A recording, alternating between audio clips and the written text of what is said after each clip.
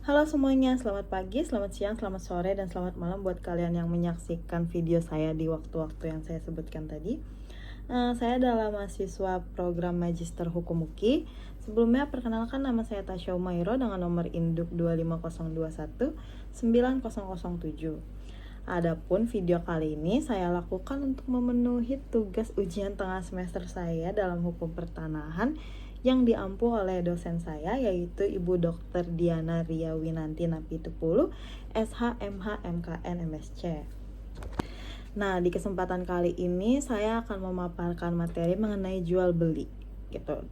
Jual beli sendiri tentunya bukan kalimat atau kata-kata yang tidak asing lagi di telinga kita semua, di telinga teman-teman gitu. Bahkan mungkin kita sering lihat di jalan pelang-pelang kayak pelang atau banner kayak dijual rumah, dijual tanah gitu. Mungkin teman-teman sendiri pernah melakukan transaksi jual beli, entah jual beli rumah, jual beli tanah, jual beli kendaraan, jual beli aset, dan lainnya. Kayaknya mungkin teman-teman semua atau keluarga teman-teman pernah melakukan jual beli. Nah, di kesempatan kali ini saya akan membahas mengenai jual beli. Jual beli itu diaturnya di mana sih, apa aja syarat-syarat sahnya jual beli, lalu siapa yang dapat melakukan jual beli, dan siapa juga yang mengesahkan transaksi jual beli tersebut gitu. Nah, di sini saya akan mencoba menjelaskannya dari apa yang sudah saya pelajari selama perkuliahan ini. Jual beli itu sudah diatur dalam pasal 1457 Kitab Undang-Undang Hukum Perdata, di mana jual beli itu adalah suatu persetujuan dengan mana pihak yang satu mengikatkan dirinya untuk menyerahkan suatu kebendaan kepada pihak yang lain, dan pihak yang lain itu harus membayar harga yang sudah dijanjikan. Nah, dari pengertian tadi bisa kita simpulkan bahwa jual beli itu merupakan suatu perjanjian. Dan perjanjian sendiri ini sudah diatur dalam pasal 1320 Kitab Undang-Undang Hukum Perdata. Di pasal 1320 disebutkan bahwa perjanjian itu adanya suatu kesepakatan antara mereka untuk mengikatkan dirinya. Nah, untuk melakukan suatu perikatan tersebut, tentu saja pihak-pihak itu harus memiliki kecakapan untuk membuat suatu perikatan. Suatu perikatan itu terjadi karena suatu hal tertentu dan juga tentu saja dengan sebab yang halal. Teman-teman perlu dicatat bahwa kesepakatan dan kecakapan itu masuk ke dalam syarat subjektif. Jadi kalau syarat subjektifnya itu tidak dipenuhi, maka perjanjiannya akan dibatalkan. Jadi maksudnya perjanjian itu tetap ada sampai adanya keputusan dari hakim. Sedangkan jika syarat seperti suatu hal tertentu dan sebab yang halal, itu kan disebutnya syarat objektif. Nah, kalau syarat objektif ini tidak dipenuhi, maka suatu perjanjian itu akan batal demi hukum. Maksudnya itu jadi dari awal perjanjian itu dianggap tidak ada. Nah, dalam Kitab Undang-Undang Hukum Perdata, jual beli itu bersifat obligatory. Artinya perjanjian jual beli hanya menimbulkan hubungan hak dan kewajiban antara para pihak, namun itu belum memindahkan hak miliknya. Perpindahan hak milik itu baru terjadi melalui penyerahan dan atau levering. Nah, jadi jual beli tanah ini itu terdapat dua tahap, yaitu perjanjian jual beli, kemudian penyerahan hak atas tanahnya. Jadi kalau penyerahan hak atas tanahnya itu belum dilakukan, maka tanah tersebut itu masih jadi milik si penjual. Terus gimana hukum adat dan undang-undang pokok agraria memandang jual beli tanah? Nah, hukum adat dan undang-undang pokok agraria itu sendiri mempunyai pengertian yang sama dalam hal jual beli tanah. Di pasal 5 undang-undang pokok agraria menyebutkan bahwa jual beli tanah yang merupakan hak milik itu dalam undang-undang pokok agraria tidak lain adalah pengertian jual beli tanah yang juga sudah diatur menurut hukum adat. Kalau menurut hukum adat, jual beli tanah itu adalah suatu pemindahan hak atas tanah yang bersifat terang dan tunai. Maksudnya apa tuh terang dan tunai? Terang itu maksudnya berarti pemindahan hak atas tanah itu harus dilakukan di hadapan kepala adat. Karena kepala adat ini mempunyai peran sebagai pejabat yang menanggung keteraturan dan sahnya suatu pemindahan hak tersebut. Juga supaya hak itu atau pemindahan itu nantinya bisa diketahui oleh umum. Nah, kalau tunai itu sendiri apa? Artinya tunai sendiri itu maksudnya antara penyerahan hak dengan pembayarannya itu harus dilakukan secara serentak. Dibayar itu harus kontan secara tunai, karena kalau dibayarnya itu setengahnya, Jadi kalau pembeli itu nggak bayar sisanya, penjual itu nggak bisa nuntut atas terjadinya jual beli tanah tersebut, tapi mungkin bisa atas dasar hukum utang piutang. Terus apa aja nih syaratnya dalam melakukan peralihan hak atas tanah? Nah, syaratnya itu sendiri ada dua. Yang pertama itu ada syarat material, dan yang kedua itu ada syarat formil. Nah, syarat material ini sendiri punya peranan yang cukup penting atau bahkan sangat penting untuk menentukan sah atau tidaknya tanah tersebut dijual, karena kita itu harus memastikan bahwa penjual ini benar-benar berhak atas tanah yang dia jual dan dia itu pemegang hak yang sah dari tanah tersebut.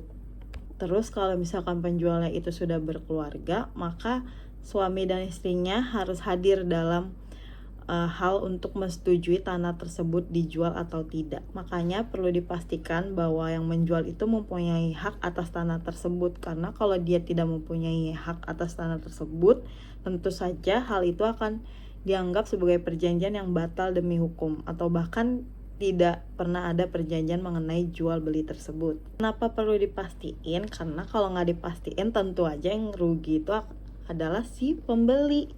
Kita udah keluar uang, taunya mereka nggak berhak atas tanah tersebut dan bisa aja mereka kabur. Jadi kita benar-benar rugi secara material gitu. Makanya perlu dipastiin banget kalau si penjual ini benar-benar mempunyai hak atas tanah tersebut gitu, dan haknya itu dijamin sama hukum kalau dia memang benar-benar berhak. Kemudian di syarat material juga Undang-Undang Pokok Agraria itu sudah mengatur bahwa orang yang dapat membeli tanah itu hanyalah warga negara Indonesia dan juga badan hukum yang sudah ditetapkan sesuai dengan ketentuan perundang-undangan. Apabila dia bukan warga negara Indonesia dan dia bukanlah badan hukum yang sesuai dengan peraturan perundang-undangan, maka perjanjian itu akan batal demi hukum dan tanahnya itu akan jatuh ke tangan negara. Nah, terus syarat yang terakhir dalam syarat material itu perlu dipastikan bahwa tanah yang bisa diperjualbelikan itu tidak dalam sengketa atau bukan tanah sengketa. Terus juga dalam Undang-Undang Pokok Agraria, hak-hak atas tanah yang dapat dijadikan objek peralihan hak atau yang itu adalah hak milik, kemudian hak guna bangunan, hak guna usaha, dan hak pakai.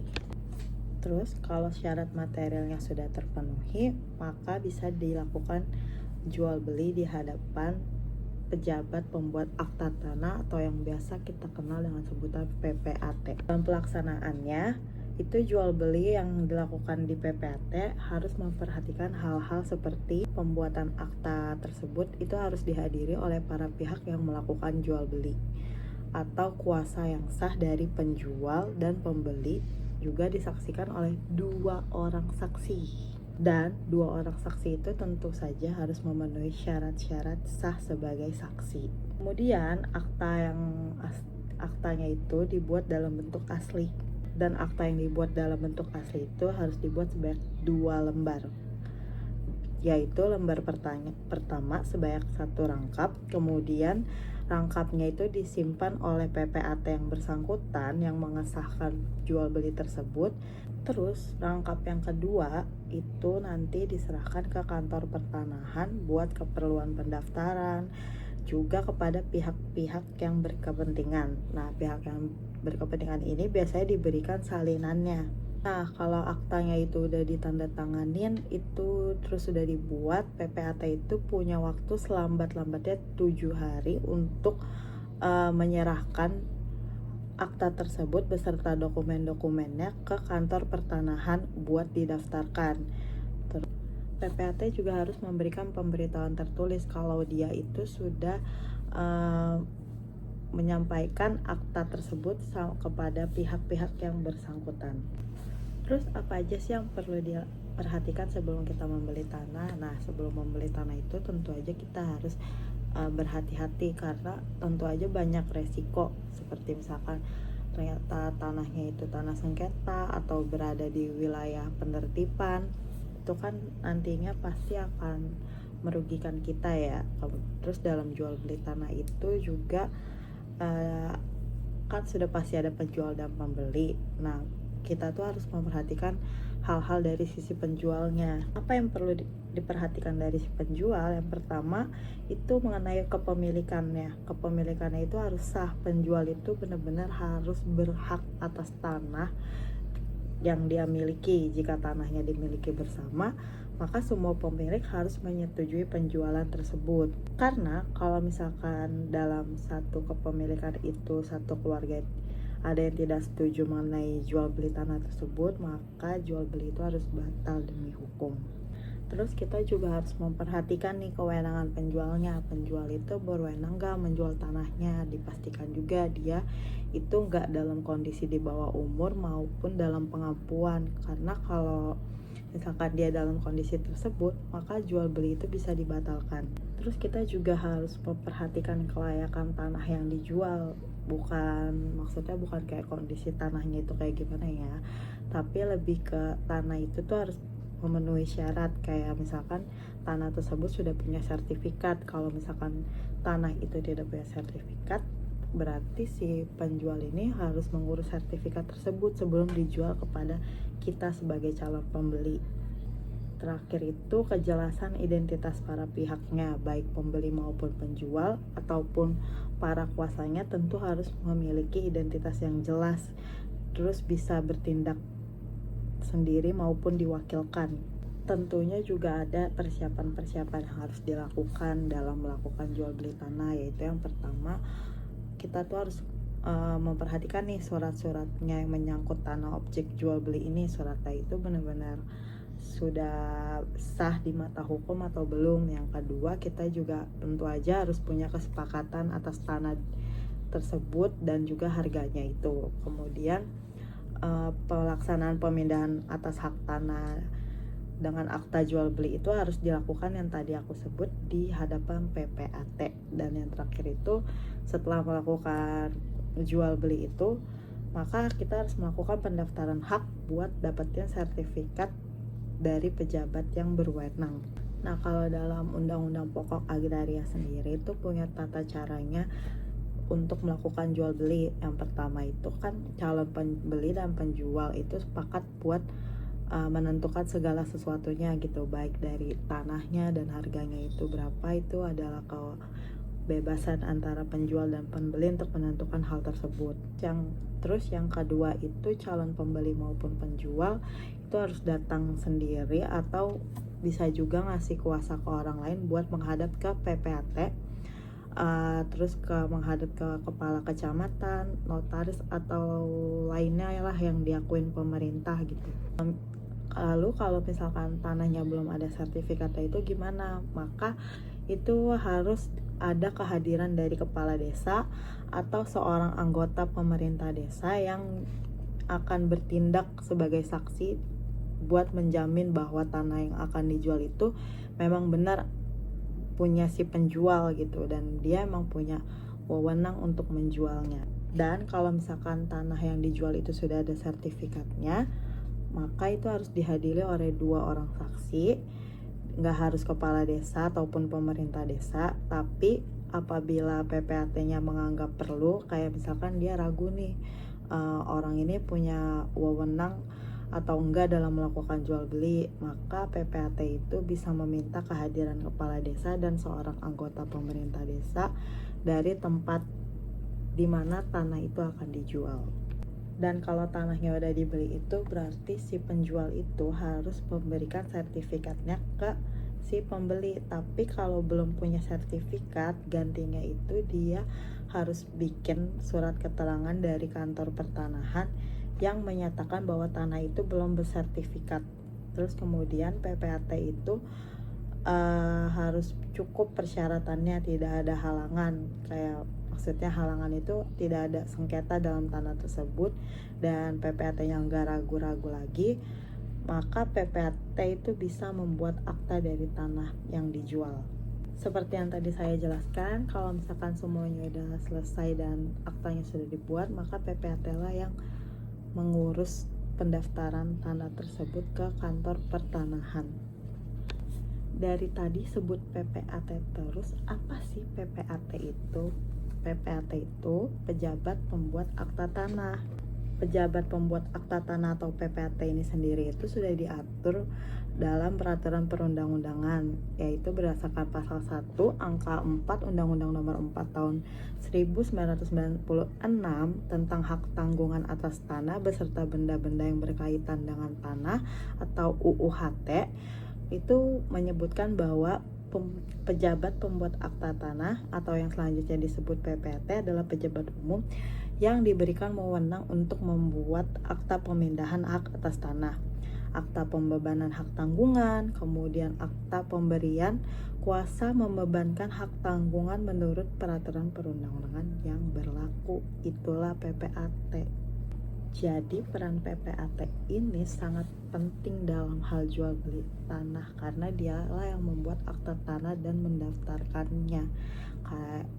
Karena kalau dia tidak mendaftarkannya, maka tanah tersebut gak punya akta dan gak sah di mata hukum.